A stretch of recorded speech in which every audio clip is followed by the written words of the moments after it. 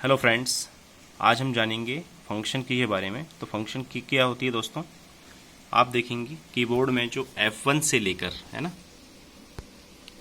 F1 से लेकर F2, F3, F4, F5, F6, F7, F8, F9, F10, F11, F12, F12 तक, F1 से लेकर F12 तक जो की होती है वो फंक्शन की होती है।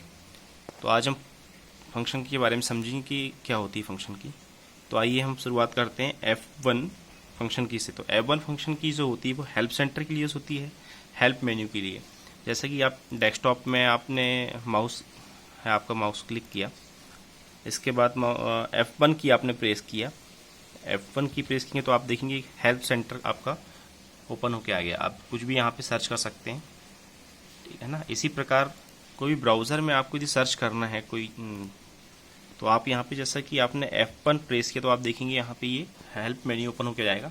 इसमें इंटरनेट इशू कोई प्रॉब्लम। इसी प्रकार दोस्तों F2 की जो होती है रीनेम करने के लिए होती है। जैसे कोई फाइल या फोल्डर का नाम हमको रीनेम करना है तो हम उसको सेलेक्ट करेंगे। अब जैसे कि आप देख रहे होंगे मैंने यहाँ पे ये सेलेक्ट किया फोल्डर को, डेस्कटॉप डाटा, मुझे नाम चेंज करना है तो मैं क्या करूँगा, कीबोर्ड से F2 की प्रेस करूँगा, ठीक है ना। F2 की को मैंने प्रेस किया, आप देखेंगे ये यहाँ पे ये जो नेम वो सेलेक्ट हो गया। इसके बाद में कोई भी नाम उसको दे सकता हूँ कि मैं पर्सनल डाटा या जो भी कुछ भी आपको लिखना है ना।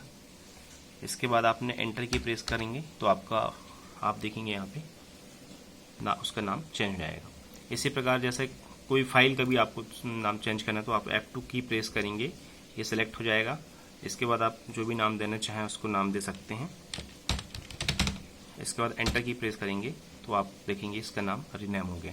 इसी प्रकार जैसे कि आप कोई एक्सेल शीट में काम कर रहे हैं, जैसे दोस्तों आप कोई एक्सेल शीट में काम कर रहे हैं और आपको कोई नाम रीनेम करना है तो आप क्या करेंगे, उसको सेलेक्ट करेंगे, उस सेल को सेलेक्ट करेंगे। इसके बाद F2 की प्रेस करेंगे तो आप देखेंगे कर्सर वहाँ पे ब्लिंक हो जाएगा।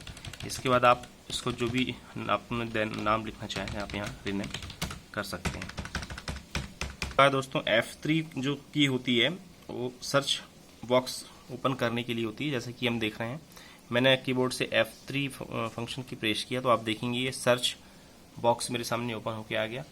जैसे मुझे कोई फाइल खोलना है तो मैं यहाँ पे MS ऑफिस की या कोई भी फाइल जो जिस नाम को मुझे याद है कि फाइल ओपन करना है तो MS ऑफिस मैंने नॉर्मली लिख दिया यहाँ पे। तो देखेंगे MS ऑफिस की जितनी भी फाइल्स वगैरह हैं जो ओपन होके आ जाएगी आपके सामने, है ना। इसी प्रकार आप लोग कोई वेबसाइट पर आपको, जैसे कि वेबसाइट मैंने ओपन किया, कोई वेबसाइट पे आपको सर्च बार चाहिए होता तो आप लोग F3 की शॉर्टकट की प्रेस करेंगे तो आप देखेंगे यहाँ पे ये सर्च बार आपके सामने ब्लिंक होने लगेगी। तो आप यहाँ पर लिख करके कोई भी, है ना, चीज़ आप सर्च कर सकते हैं। उस पेज में जो वेब पेज आपको दिख रहा है उस पेज में यदि कोई चीज़ आपको सर्च करनी है तो आप यहाँ पे सर्च बार में लिखेंगे तो आपको वो चीज़ सर्च होके मिल जाएगी। F4 फंक्शन की का हम डायरेक्ट यूज़ नहीं कर सकते, इसका यूज़ हम लोग आल्ट के साथ इसका यूज़ करते हैं। आल्ट और आल्ट F4 हम की प्रेस करेंगे तो क्या होता है कि जो भी एप्लीकेशन आपके सामने ओपन होती है, जैसे कि ये एप्लीकेशन मेरे सामने ओपन है, मैंने कीबोर्ड से आल्ट की, आपको पता होगा आल्ट प्लस F4 की मैंने यहाँ से प्रेस किया, दोनों की एक साथ प्रेस किया तो आप देखेंगे जो एप्लीकेशन ओपन है वो क्लोज हो जाएगी। इसी प्रकार जैसे कि विंडो में हम लोग हैं, अब विंडो को मुझे क्लोज करना है या रिस्टार्ट करना तो आल्ट और F4 की मैं प्रेस करूँगा तो आप देखेंगे आपके सामने यहाँ पर एक डायलॉग बॉक्स ओपन होकर जाएगा जहाँ पे आप लोग इसको सिस्टम को shut down, restart, sleep mode में यहाँ से डाल सकते हैं। इसी प्रकार F5 फंक्शन की का यूज़ जो होता है रिफ्रेश करने के लिए किया जाता है। जैसे कि हम माउस से यहाँ पे देख रहे होंगे, राइट क्लिक करने के बाद यहाँ पर रिफ्रेश ऑप्शन आता है, ठीक है। ये आपको डायरेक्ट रिफ्रेश करना है सिस्टम को तो आप डेस्कटॉप पे कहीं पे भी ब्लैंक स्थान पे क्लिक करेंगे। इसके बाद कीबोर्ड से F5 की प्रेस करेंगे तो आप देखेंगे ये आपका विंडो रिफ्रेश हो जाएगा। F5 की के माध्यम से हम लोग कोई ब्राउज़र को भी रिफ्रेश कर सकते हैं। जैसे कि यहाँ पे ब्राउज़र आपको दिख रहा होगा, मैंने F5 की प्रेस किया तो आप देखेंगे ये रिफ्रेश होके आ गया आपके सामने। इसी प्रकार दोस्तों F5 का यूज़ हम पावर पॉइंट प्रेजेंटेशन में स्लाइड शो करने के लिए भी किया जाता है। पावर पॉइंट प्रेजेंटेशन के लिए तो हम लोग क्या करेंगे, जैसे ये पावर पॉइंट आपके सामने ओपन है, स्लाइड बनी हुई है, स्लाइड हालांकि कम है आपके एग्जांपल के लिए, तो मैंने क्या किया, नॉर्मली F5 की को प्रेस किया तो आप देखेंगे ये आपके सामने स्लाइड ओपन हो गई। इसके बाद एरो की के माध्यम से हम इसको आगे बैक का है ना मूव कर सकते हैं। तो ये F5 की। अब इसके बाद हमको हटाना है तो फिर से हम क्या करेंगे, स्केप की प्रेस करेंगे। स्केप की ये होती है, आप लोग यहाँ देख रहे होंगे। तो आपकी जो प्रेजेंटेशन है हट जाएगा।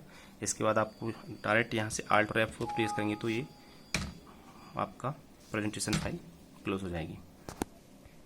F6 फंक्शन की का यूज़ जो होता है वेब पेज के एड्रेस बार में जाने के लिए या कोई डेस्कटॉप के आइकॉन को ओपन करने के लिए भी इसका यूज़ किया जाता है। अब जैसे कि ये वेब पेज है, इसके एड्रेस बार में हमको जाना है तो हम लोग F6 की प्रेस करेंगे। F6 की प्रेस किया तो आप देखेंगे मैं डायरेक्ट ये एड्रेस बार पे चला गया। इसके बाद में जो भी यहाँ से लिखना चाहूँ, सर्च करना चाहूँ, यहाँ से लिख करके मैं सर्च कर सकता हूँ। देखेंगे मैंने F6 की प्रेस किया यहाँ से। F6 की प्रेस करने पे क्या चेंजेस आएगा आप देखेंगे डेस्कटॉप पर। मैंने 2 टाइम F6 से प्रेस किया तो आप देखेंगे इंटरनेट एक्सप्लोरर जो है वो हाईलाइट हो गया। इसके बाद मैं फिर से प्रेस करूँगा तो आप देखेंगे राइट साइड पे यहाँ पर है ना, यहाँ पर आपका ये सेलेक्ट हो गया। इसी प्रकार फिर से मैं सेलेक्ट करूँगा, F6 प्रेस करूँगा तो आप देखेंगे इधर आपका जो जय माता दी folder, first folder icon change हो जाएगा। इसके बाद मैं चाहता हूँ कि कोई दूसरे आइकॉन को या फोल्डर पे सिलेक्ट करना तो मैं एरो की के माध्यम से, एरो की ये होती है आपकी, तो एरो की के माध्यम से मैं लेफ्ट राइट है ना, ये डाउन अप जा करके इसको, और जिस फोल्डर या फाइल को मुझे खोलना है मैं जा करके उसमें एंटर की प्रेस करूँगा तो आपके सामने वो फाइल या फोल्डर ओपन होकर जाएगा। F7 फंक्शन की का यूज़ हम कोई भी MS word, MS excel, MS power point में स्पेल चेक या ग्रामर चेक करने के लिए F7 की का उपयोग करते हैं। F7 की जैसा मैंने की प्रेस किया तो आप देखेंगे ये स्पेलिंग एंड ग्रामर इंग्लिश है ना। इसमें अब आपको ये बता रहा है कि यहाँ पे डॉक्यूमेंट की स्पेलिंग गलत है ना। डॉक्यूमेंट ये लिखा है सेंटेंस में, इसको आप यहाँ सही बता रहे हैं तो आप क्या करेंगे, डायरेक्ट इसको एंटर की प्रेस करेंगे।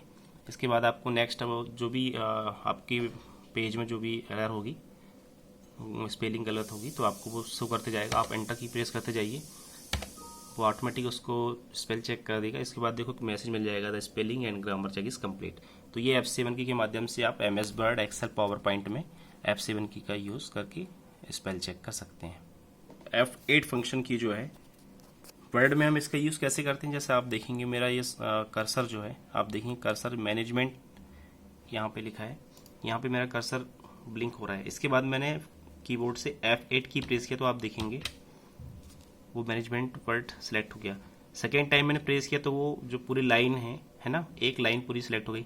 इसके बाद मैंने फिर से सेलेक्ट किया तो क्या होगा, प्रॉपरली वो और जो लास्ट तक उसको उन्होंने सेलेक्ट कर लिया। इसके बाद देखेंगे आप लोग पूरा पेज उसने, पैराग्राफ के बाद पूरा पेज उसने, जितने भी पेजेस मेरे पास हैं फाइल में, तो ये पूरा उन्होंने सिलेक्शन कर दिया।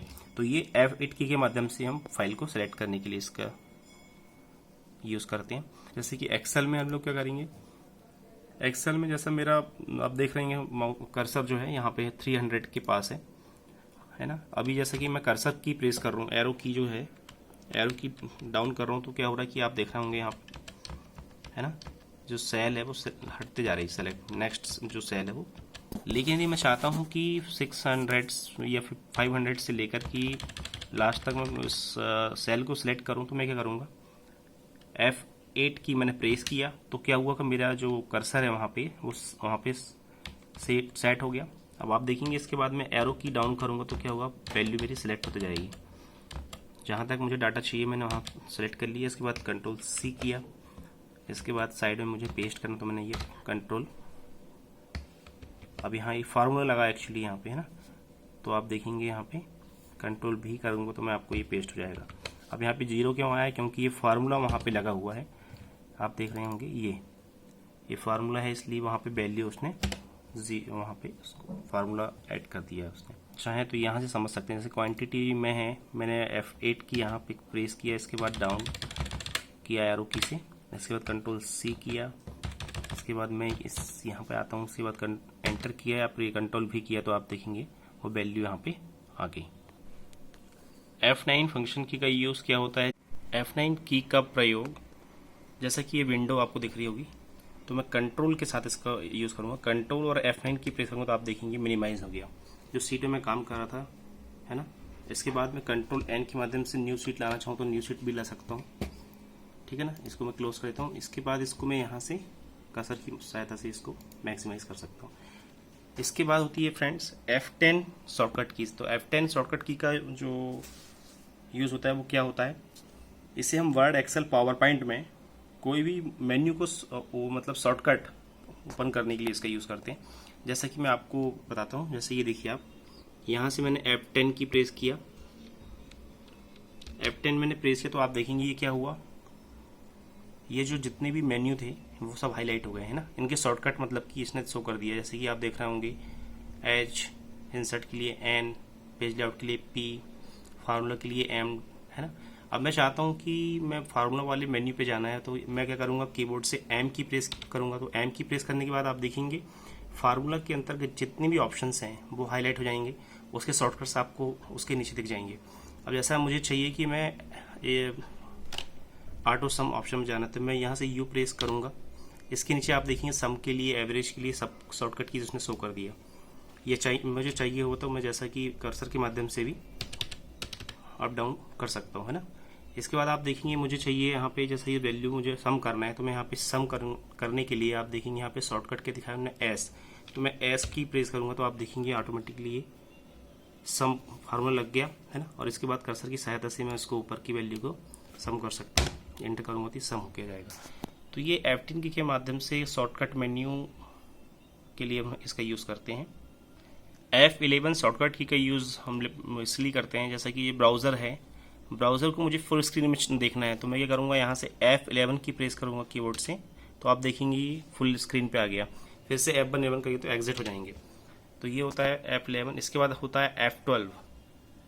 F12 की का यूज़ हम वर्ड, एक्सेल, पावर पॉइंट में सेव एस करने के लिए, कोई भी फाइल को, जैसा मुझे सेव एस करना है, ये फाइल कुछ और नाम से है, मैंने F12 की प्रेस किया तो आप देखेंगे आपके सामने save as dialogue box open हो जाएगा। इसके बाद आप जो बाय डिफ़ॉल्ट नाम से सेव एस शीट मेरी बुक इंग्लिश के नाम से, मैं इसको सेव एस करना चाहता हूँ किसी और नाम से, तो मैं यहाँ पे इसको फिर से कोई दूसरा नाम इसमें लिख करके मैं उसको सेव एस कर सकता हूँ।